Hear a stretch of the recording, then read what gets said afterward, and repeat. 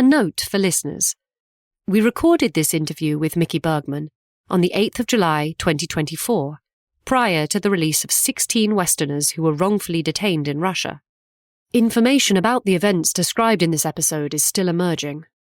For the most up-to-date version of this story, be sure to reference your reliable news source of choice. This is True Spies, the podcast that takes you deep inside the greatest secret missions of all time. Week by week, you'll hear the true stories behind the operations that have shaped the world we live in.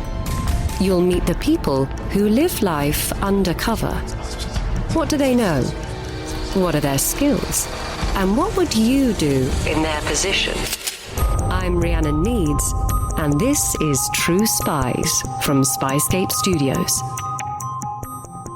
President Putin, he knows the Americans better than we know ourselves. When he decided to target Brittney Griner, he knew exactly what he was doing. Fringe Diplomacy. 2 summers ago, the US Secretary of State, Antony Blinken, made a series of remarks at the White House briefing room about a forthcoming meeting with Russian Minister Sergei Lavrov. "I plan to raise an issue that's a top priority for us," Blinken said. "The release of Americans Paul Whelan and Brittney Griner, who have been wrongfully detained and must be allowed to come home. We put a substantial proposal on the table weeks ago to facilitate their release." When the details of that deal became public, I knew that we have to step in. To the public, Blinken's remarks were uncontroversial. Griner, in particular, had attracted the attention and the sympathy of Americans. She was a basketball powerhouse, a 6'9" 2-time Olympic gold medalist and 6-time WNBA All-Star. And she was being held hostage. But what Blinken didn't know was that the proposal he was laying out was doomed for rejection. Especially now with the war in Ukraine and everything else that is happening in the tensions between us and the Russians, people think of them as crazy or irrational. The Russians are extremely professional. They're professional, they're logical to a fault, they have principles that are very, very keen to them, such as symmetry and reciprocity. The details of Blinken's proposal to Lavrov were leaked to the press. 2 American detainees, Brittney Griner and Paul Whelan, for just 1 Russian in American custody. In other words, the serious proposal was not symmetrical. It was 1 prisoner for 2 Americans, 1 Russian prisoner for 2 Americans. And so the Russians saw it as an insult. They saw it as, why is American life worth more than a Russian life? If you're a seasoned True Spies listener, you know that most of the stories on this podcast took place many years ago. It takes a long time for names, dates, locations, and other key details to be declassified. Decades can pass before a former CIA officer is permitted to disclose even seemingly mundane information. I'm not a spy, even though everybody that works with me, for some reason, at some point thinks I am. So I have to deny it, and then they tell me, of course, if you're a spy, you'll deny it. But this isn't your typical episode of True Spies, because rather than taking place years in the past, it came to a dramatic denouement only a few weeks ago. And it's told by a rare individual who works independently of a state government, but who handles issues every bit as weighty. Despite the limitations of his power, he sometimes feels the weight of the world on his shoulders. And because he's a citizen, working with only a small organization, he feels his successes and his failures acutely. This is a story about the interplay of diplomacy, personality, and sheer determination that can decide the fate of those for whom hope is a limited resource. It's time to meet your guide. I'm Mickey Bergman. I've been in the US for 24 years, but I was born and raised in Israel. I'm the CEO of Global Reach and the Vice President of the Richardson Center for Global Engagement. And what I do is that I actually help get Americans who are wrongfully detained or held hostage around the world back home on behalf of their families. Mickey Bergman has a lot in common with the men and women who make their living toiling away in the shadows. Day after day, he spends his time assessing people, figuring out what motivates them, finding ways to make an approach, win their favor, and very often, get them to act in the interest of a foreign nation. That's where my work overlaps with the work of intelligence agencies, because they are the ones in government that actually focus on the human-centered approach, which is very different than diplomats who are just so focused on national interests. The Richardson Center, where Mickey is VP, is named for the late Bill Richardson, former governor of New Mexico and US ambassador to the United Nations. Mickey met Richardson while he was working for the Clinton Global Initiative. What President Clinton did with that initiative, with the Clinton Global Initiative, was that he actually asked non-government entities to come in, businesses, foundations, artists, academics, to come in and to actually commit to tangible things. And to me, it was the first time that I got a taste of what non-government organizations and businesses and civil society can actually do in international relations and in our world around us. Mickey later coined the term Fringe Diplomacy to describe this type of work. The impact that people can have on international relations by making the most of their flexibility as independent civilians, rather than their authority as government officials. And then about a year into this, I got a phone call out of the blue into my office, and it was a kind of a rough voice there, and he said, "Is this Mickey Bergman?" And I said, "Yes, it is." He said, "This is Governor Richardson of New Mexico. I need you to pack your stuff and get yourself to Santa Fe. You're coming with me to Khartoum, Sudan." And I'm telling you, not only did I not know Governor Richardson, at the time I didn't even know he existed. At the time, Mickey didn't even have American citizenship. Picking up and flying to Sudan with a stranger would be a risky choice for anyone. Doubly so for a Jewish former officer in the Israeli Defense Forces. He hardly expected to receive a warm welcome from the Muslim generals Richardson had been working with in Sudan. And I had 48 hours to decide whether this is an opportunity of a lifetime or the stupidest thing I do before my head gets separated from my body. And my decision or my agreement with my wife was that out of respect, I will go to Santa Fe to meet with this Governor Richardson guy and very respectfully bow out of the mission. And so I went to Santa Fe, I had lunch with him and the group, and then I said, "Hey, Governor, I need to talk to you." And he said, "What is that?" And I said, "Look, I need you to understand, not only am I Israeli, I'm also an officer in reserves. And if things go bad in Sudan, they go really bad really quickly for me. And so I don't want to risk the mission." And he just looked at me and he's like, No, you're coming with me. Richardson said, "I'll vouch for you. If the Sudanese have a problem with you, they have a problem with me." And then he looked at me, he paused a little bit and he looked at me and he said, "Mickey, do you know what I'm famous for?" And I said, "What is that, Governor?" And he said, "I get people out of prison. So worst comes to worst, you spend a couple of months in a Sudanese prison. Think what it will do to your career." It was meant as a joke. As Mickey would come to find out, that was classic Bill Richardson. And the next thing that my wife tells is that she hears me on the phone with jet engine noise in the background, me telling her that I need to go with this guy.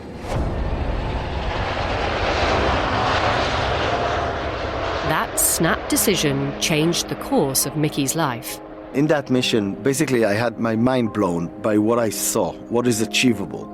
Because even though he was a governor at the time, still, this mission he led as a private citizen. And he was able to influence the behavior of a president of Sudan. You know how it is when somebody goes to play golf for the first time and they actually swing and they connect really well with the ball. And it's such a cling sound and the ball just flies out. And from that point on to the rest of your life, you're chasing that swing. That's kind of what happened to me, because it was just such a powerful experience that I had to chase it afterwards. I had to keep doing this. Richardson, or as Mickey called him, Gov, was Mickey's longtime boss. The two men worked together for 17 years, until just last autumn, when Richardson passed away at age 75. But to Mickey, he was much more than a colleague. He was a father figure for me, but he was also a juvenile 6-year-old. He was a classic type A negotiator, somebody who could bluff when he needed to, somebody who could bully when he needed to, and he did that, but somebody that had an intuition about people and knew exactly how to communicate with them, not so much in words, in precise words, but emotionally speaking. Somebody with such a talent and such a skill doesn't necessarily see it as a gift. They assume that everybody can do that. But for me, I had to learn it, and I had to imitate it, and I had to figure out which version of it actually works for me, because I can't bluff, and I can't bully. I'm a very different kind of personality, and I had to, over the years with him, become really comfortable with who I am, naturally, and then feel comfortable with that and lean in on that in my negotiation styles. For nearly 2 decades now, Mickey has been honing those styles, carrying out citizen diplomacy in countries with a difficult relationship with the US all over the world. The Richardson Center, the headline and the part of the work that everybody knows about is the intervention. It's these releases of political prisoners and hostages. We've done this in Iran, in Russia, in Myanmar, in North Korea, Venezuela. We focus on the intervention, we focus on the releases because these are tangible and they're sexy. And, Wolf Blitzer does a special on you on CNN when you bring somebody home. But the truth is that the work on most of these releases start years, if not decades, before the person is even taken. And that part is the engagement part, where we go to some of these countries as they're going into transition, or just as we're trying to struggle and figure out how we improve the relationship with them. And we do engagement projects with them based on their priorities and on their agendas and their vision of what they want for their community. There are no quick wins in Mickey's world. His work requires vast reserves of patience and a creative approach to problem solving. And when it comes to negotiating for the release of Americans held hostage, Mickey and his colleagues have to draw from deep wells of emotional fortitude. The average time it takes us to bring somebody home is about 2 years. And that means that for 2 years, every single day we fail until we succeed. And that failure is a failure that we fail a family. American basketball star Brittney Griner was detained in February 2022. But more than 3 years before her arrest, another American was wrongfully detained. Before there was Brittney Griner, there was Trevor Reed, and before there was Trevor Reed, there was Paul Whelan. Paul Whelan is a former US Marine who was arrested in Moscow on false espionage charges in 2018. He was sentenced to 16 years in prison. When Whelan's family got in touch with the Richardson Center asking for help, it was a relatively new challenge for Mickey and his team. Because for years after the end of the Cold War, Russia wasn't a place that detained many Americans. The governor and I met with the Russians, with our Russian counterparts, and we tried to do something very small at the beginning. We said, look, Paul Whelan has been in prison for quite a while at the time, and he has yet to have had a medical exam outside of the prison. And that is something that was really important to his family. And we went to the Russians basically with that request, just to see kind of where we can go and if we can engage and to start something. And the Russians, again, very professional, before we even stepped into the room, knew exactly what we were coming to ask and what we were coming to talk. How do I know that? Because the first thing they said when we raised the issue of Paul Whelan in the medical exam, they said, well, it's funny that you're asking us to do that when there's a Russian prisoner in Connecticut for 11 years with rotten teeth who's been asking to see a dentist, and the U.S. Bureau of Prisons refused to do that.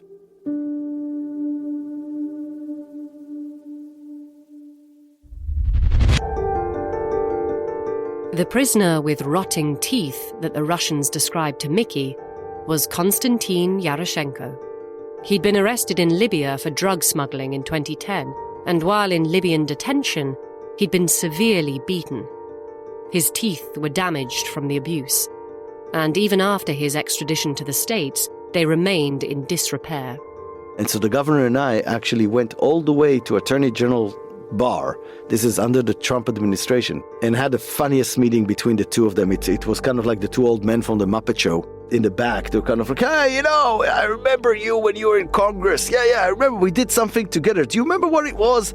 Oh, and I have no idea what it was, but it was very positive. Now, Barr, of course, is a Republican. Richardson was a Democrat. But being able to reach across the aisle was key to his success in situations like these. Richardson worked his charm on the AG. And Attorney General Barr, to his credit, within 1 hour of a meeting, approved us sending a dentist. And 6 days later, Paul Whelan was taken to see a doctor and had a medical exam outside of the prison. So we had this reciprocity established with the Russians. The two sides established a kind of rapport. It seemed for a while that Mickey and Gov were making progress. But 2019 came to a close, and then came New Year's 2020.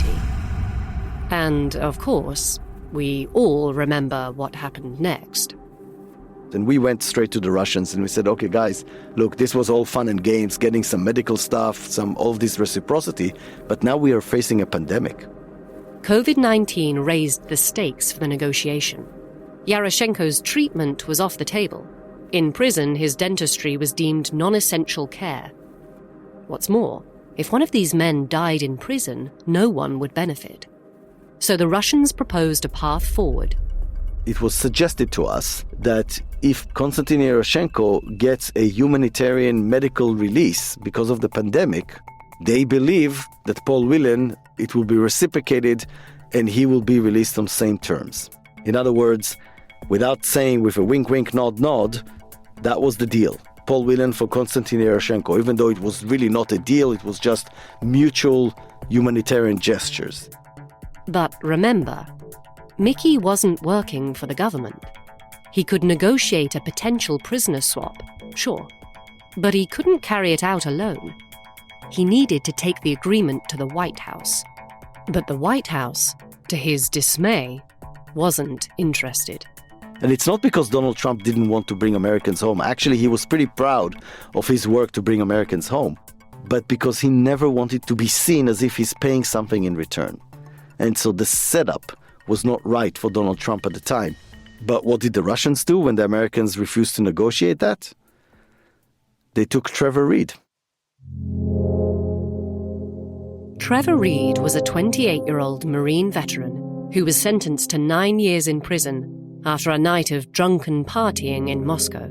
Putin knows the Americans really, really well. Again, they're extremely professional. They know the American society. They know the triggers. They know that a former Marine, a presidential guard, that's going to be a pressure point on the President of the United States. It was the Russian way of saying, no deal with Yaroshenko? Fine, have it your way. So Mickey's team went back to work. Now, with the 2020 US presidential election in the rearview mirror, perhaps they'd get a fresh start. The Trump White House had declined to make a deal with the Russians, but maybe, Mickey wagered, Paul Whelan and Trevor Reed could be freed under a Biden administration. We tried to figure out how to do this, and we met with the Russians a couple of times, and that's where actually for the first time they mentioned Viktor Bout, the arms dealer. Remember that name? Viktor Bout, nickname the Merchant of Death. A guy who'd been convicted in an American court of aiding a terror organization and conspiring to kill US citizens. Suffice to say, a weapons dealer with that kind of reputation was not the sort of fellow the US was likely to hand back to the Russians. Our reaction to the Russians, we kind of laughed at this when they suggested to us, and they said, why are you laughing? He said, well, come on, guys, give us something we can win with. We need to convince the White House to do it. We're not going to get Viktor Bout, so give us somebody else. And they did. They had another name. Roman Seleznev, a hacker who'd been found guilty of bank fraud. A much more palatable choice than a so-called merchant of death. Mickey's team approached the White House with a 2-for-2 deal. Whelan and Reed for Yaroshenko and Seleznev. And that was just before Biden and President Putin had their summit. And we figured out, oh my God, this is going to be a great opportunity. We had a whole script of how this exchange, this mutual humanitarian exchange takes place before the summit. So it sets up the summit between the leaders in a very different way. And the White House basically said, thank you for this, we'll take it from here. But then we never heard from them. Foiled again. Which is not unheard of. We don't have a security clearance, we don't work for the government, they don't owe us anything, so they don't report back to us. But the Russians do, because we have our relationship with them. The Russians told the Richardson Center that negotiations had stalled. After all that planning, it seemed the new presidential administration was the bottleneck. Mickey says that Biden's team was busy trying to establish its own processes after 4 years of a Trump White House. The Biden White House was not yet prepared, ideologically speaking or philosophically speaking, to figure out whether exchanges like that is something that is legitimate. It is something that they're actually willing to do. And the governor and I had actually a meeting with Jake Sullivan, the national security advisor, in January, a year into the Biden administration, when we had this kind of tough conversation over there, and Jake shared that they're not yet convinced that these kind of exchanges are something that they believe is good practice. That's not an uncommon concern. There's a lot of controversy surrounding these sorts of swaps. Many people argue that they create an incentive for more unjust detention, and the exchanges are often highly unequal. Think murderous criminal for truth-seeking journalist. It's hardly apples to apples. Mickey was sympathetic to Sullivan's concerns, but he made his case for moving the deal forward. Our response was, look, Democrats and Republicans have done these in the past. It's not always the answer, but sometimes it's the only way to save an innocent American life. And so the only question is not whether you will do it, but how long it will take you to come to that conclusion, and how many Americans will suffer until you do. Mickey says he understands why people can be skeptical about these kinds of exchanges, but he argues that the data simply does not show that prisoner swaps lead to increased detainment and hostage-taking. And what's more, he says, abandoning innocent Americans just for the sake of deterring our adversaries is simply not the moral choice. The ethical move is to act, and to act promptly. Doing this for 18 years, I know 2 cardinal truths about hostage negotiations. The first one is that the deals never get better over time. We tell ourselves stories, we spin, we do narratives, but the deals don't get better over time. And second is that time is the worst enemy for the prisoners, because at any given day, a disease can get them, a violent act in the cell can get them, or they might break down and take their own lives.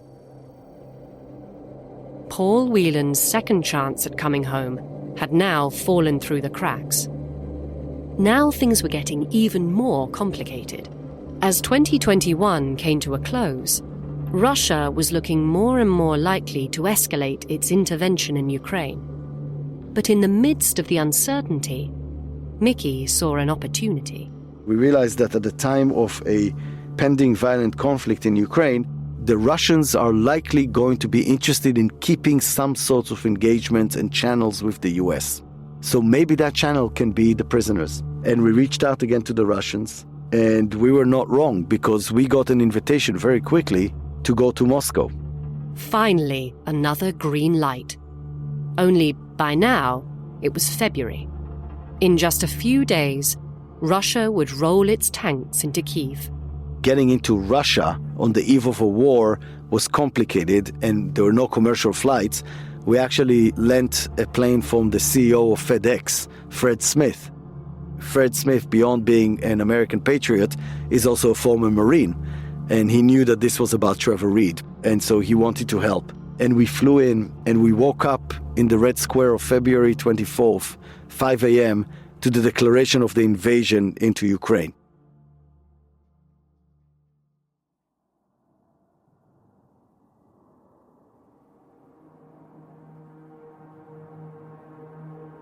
It was day one of Russia's full-scale invasion of Ukraine. If there was ever a time to have doubts about negotiating with an adversary, this would be it. But in the midst of the unfolding crisis, Mickey Bergman hoped to get down to brass tacks.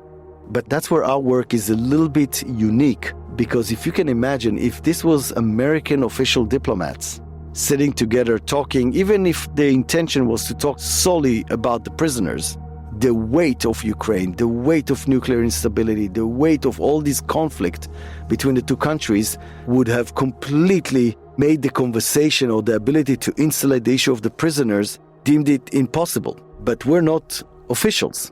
We don't need to, we don't have any authority when it comes to policy.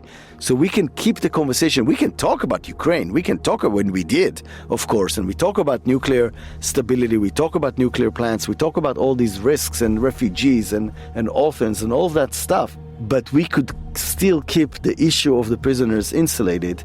And we came back from Russia on that visit with two offers to the White House. The first one was a 2-for-2. 2 for 2, meaning 2 prisoners for 2 prisoners. And at that point, it was Viktor Bout. We couldn't shake the Russians off Viktor Bout at that point. As I mentioned, the deals never get better over time. It was Viktor Bout and Konstantin Yaroshenko in return for Paul Whelan and Trevor Reed. Or the Russians gave us an option and said, if the White House just wants to do 1-for-1, we'll be willing to give Trevor Reed in return for Konstantin Yaroshenko, but Paul Whelan will stay until Viktor Bout comes home. There was a reason the Russians were prioritizing the release of Trevor Reed. Reed had become ill in prison. He was having trouble breathing and coughing up blood. So with the life of one of the hostages on the line and a bloody war in Europe now raging, Mickey and Gov put the options on the table for the US president and his staff. 2 for 2? 1 for 1? Or 0 for 0? And again, the White House was not very eager to go ahead with it because of their own calculations and their own reasons. This time, the family of the ailing Trevor Reed intervened. Knowing that President Biden would be visiting a military base near their Texas home, Paula and Joey Reed, Trevor's parents, seized the opportunity to get his attention. The couple stood outside the base with a large red banner reading, "Free Trevor Reed, prisoner of Russia since 2019. The media took notice.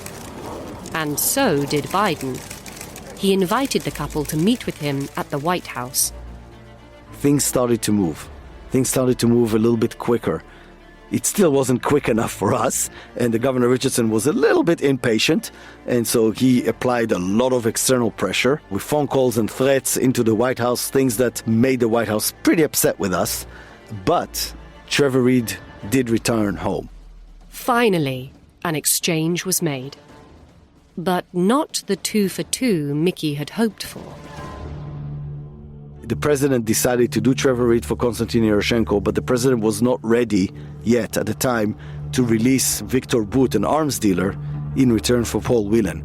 We failed Paul Whelan, and we failed him for the 3rd time. Paul Whelan's family had known that Mickey was going to Russia. The fact that Whelan was left behind, once again, was devastating to them, and to him. You can't imagine how difficult it was for Paul Whelan's family. I think that the Whelan family, if I were them, I would look at it and I say, I don't understand why Paul was left behind. And I would be extremely frustrated, which I know that they are.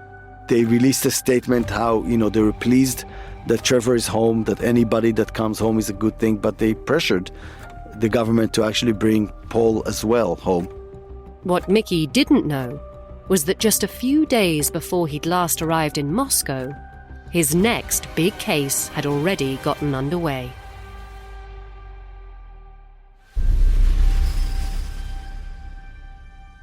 On the 17th of February, 2022, American basketball star Brittney Griner had been arrested in the Russian capital under drug smuggling charges.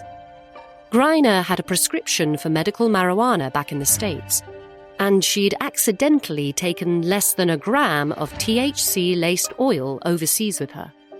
she pled guilty in a Russian court, saying she'd packed for the trip in a hurry after coming down with COVID. Still, she was sentenced to 9 years behind bars. Brittney's family, her wife Sherelle and her agent Lindsay reached out. And at first they didn't ask us to help officially, but they just asked us to kind of get a sense of who's who and what are the different tools and methods of advocating for bringing a loved one back home. But when Trevor Reed was on a plane back home and Trevor's parents made a statement about our role in it, that's when Sherelle Griner called us and said, okay, now I'm asking you to actually get involved and help us in bringing Brittney back home. According to Mickey, the successful return of Trevor Reed gave the Richardson Center hope for continued momentum. Maybe, despite the ongoing war in Ukraine, the US government could continue to negotiate with the Russians to bring detained Americans home. Mickey and his colleagues could step back and let the people with authority take the lead. But after a while, it became clear for us again from the Russians that negotiations have stalled again, that they're not really happening, that it's not going anywhere. In July, Secretary of State Antony Blinken made a rare public statement about the negotiations the US was engaged in with Russia, outlining plans for a swap that would bring both Griner and Whelan home. When the plans for the deal leaked, Mickey instantly recognized 2 major flaws. The first one is the Russians don't conduct these negotiations publicly. So that speech was aimed at an American audience, not at the success of the negotiations. There's a rule, and we see it now as negotiations are happening in Gaza over the hostages. When you want negotiations to succeed, you speak publicly about what is in common, and privately you work on the gaps. But if you want negotiations to fail, you publicly speak about the gaps. And Blinken's second mistake, according to Mickey? Asymmetry. The serious proposal was not symmetrical. It was 1 prisoner for 2 Americans, 1 Russian prisoner for 2 Americans. And so the Russians saw it as an insult. They saw it as, why is American life worth more than a Russian life? The negotiations once again came to a standstill. And so we had to step back into this, and we worked extremely closely with the Griner family, with Sherelle and with her team, because we knew that Sherelle Griner can get an audience with the President of the United States. But we also knew that there's no point in having that meeting prematurely when there's not a deal on the table. So we held back, and they held back until we had an opportunity to go back to Moscow, and that was in September, and came back with a deal for both Paul Whelan and Brittney Griner. A 2-for-2 deal, of course. Whelan and Griner for Victor Bout, plus a new prisoner, Alexander Vinnik. Vinnik was the co-founder of a Russian cryptocurrency trading platform. His offense? Laundering money all over the Western world, which made for an easier pill to swallow compared to releasing someone who had aided and abetted terrorism. Vinnik's name was one that both countries could agree upon. And we came back with that proposal, and we had engaged the White House with it. And here I have to say, I believe the White House genuinely was trying to do everything they could to get that deal done. We believed that the Russians were serious about this, but the Russians had a very, very specific script. It was not to be seen as if it was a Russian idea. It had to be seen as if it's an American proposal that the Russians agree to. And it had to be communicated in a certain way. And we had an extremely frustrating 2.5 months between us and the White House trying to get that done, but failed. To make matters worse, those 2.5 months coincided with the US midterm elections. Biden would remain in office for another 2 years, but the makeup of the American Congress could change substantially in the early days of November. The Russians knew bringing Brittney Griner home before the elections would be a win for Democrats, Mickey says. It was Joe Biden and his party, after all, who were pouring billions of dollars of aid into Ukraine. Maybe that was why Moscow was stalling the negotiation. Putin wants to help his friends, But one of the things that is a higher priority to him than helping his friends is screwing his enemies. The 8th of November came and went, with no deal reached. Finally, after so many weeks of stalled negotiations, Griner got some good news. Towards the end of November, I think the White House concluded that they just can't get the 242 to work, and they had to take the opportunity to bring Brittney Griner home because they could do that. And so they pulled the trigger on that one and they brought her home, which was fantastic, but also the fourth time that Paul Whelan was left behind.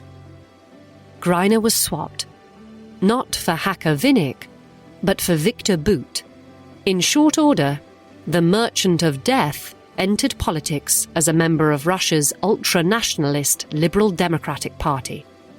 An unequal exchange, to be sure, but a massive relief for Brittney Griner, her wife, and her family. A win for Mickey and for Gov, and another devastating loss for the Whelans. The highlights of a success, they're so high, and they're so addictive, and everybody talks about them. But the truth is that even in Brittney's case, for almost a year, for 10 months, every single day was a day that we failed until we succeeded.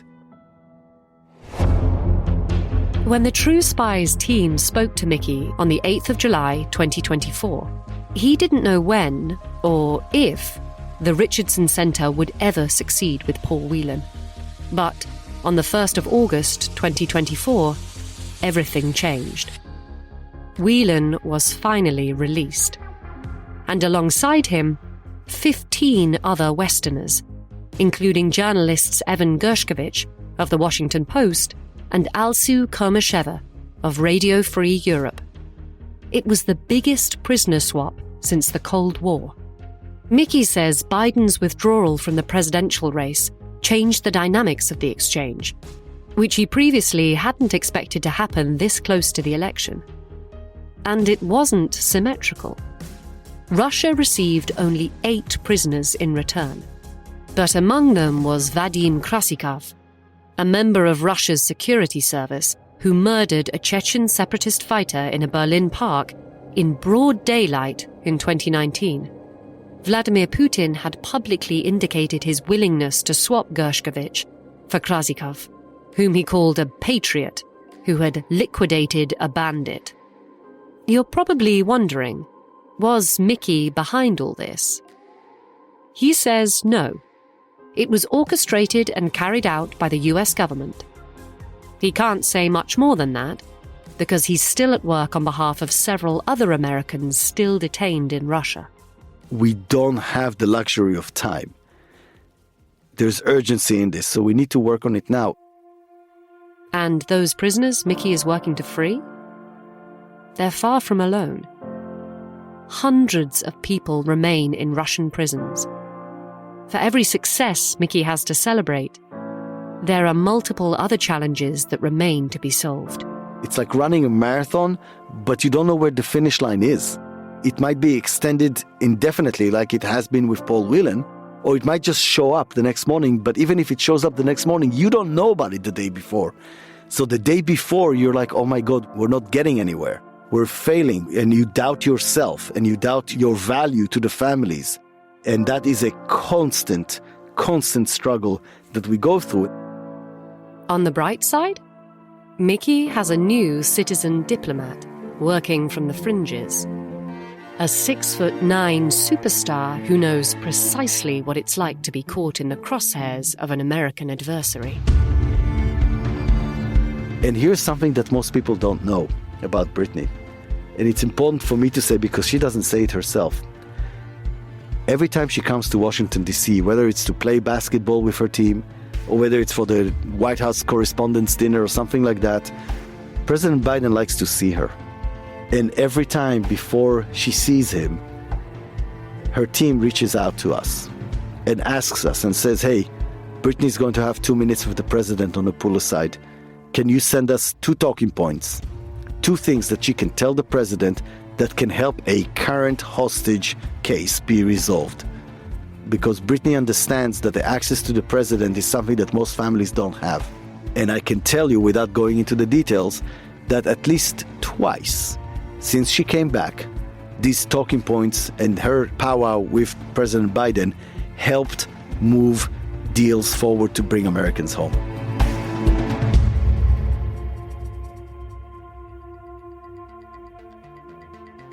Mickey Bergman's new book, In the Shadows, True Stories of High-Stakes Negotiations to Free Americans Captured Abroad, is available now. I'm Rhiannon Needs. Join us next time for more True Spies.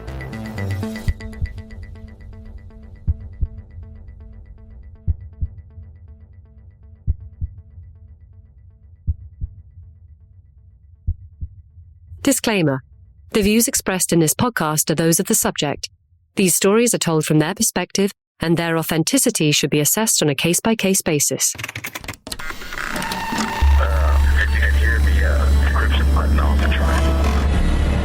I wonder if you feel that Cuba's threat is underestimated compared to those of the nation's larger adversaries and major nuclear powers.